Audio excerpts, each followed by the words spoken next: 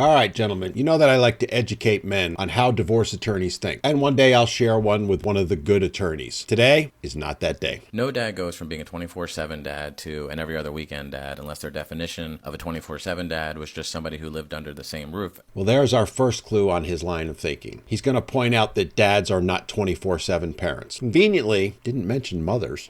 As their children.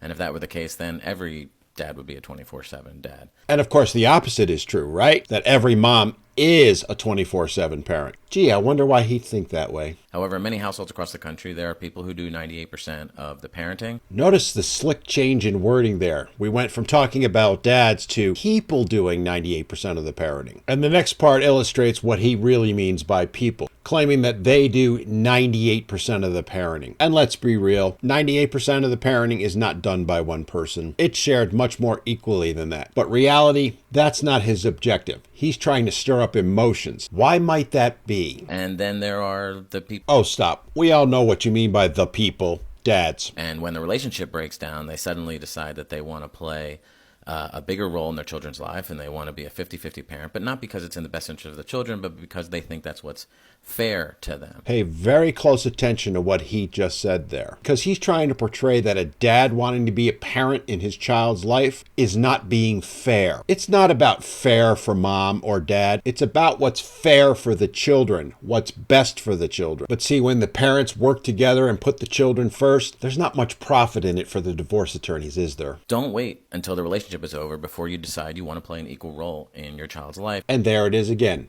his inherent anti-father bias, because he believes and outright says here that dads aren't involved in parenting their children, because they only do 2% of the work. So let's get honest about what he's really doing here. He's trying to stir up the emotions in women, just like he would if they walked into his office. Why? Because he stands to make a lot of money if he gets them all upset and gets them to fight it out with dad in court. Because he knows that dads are parents and do actively participate in parenting and will want to continue to do so after the divorce. But as I said, if there's no rancor, if there's no animosity, if they aren't duking it out in court, he doesn't make as much money. Now he's trying to couch it that he actually cares about the children. He couldn't care less about the children, nor does he care about his clients. What he cares about is the amount of money he can stuff in his wallet. In other words, the absolute epitome of a stereotypical money-grubbing lawyer.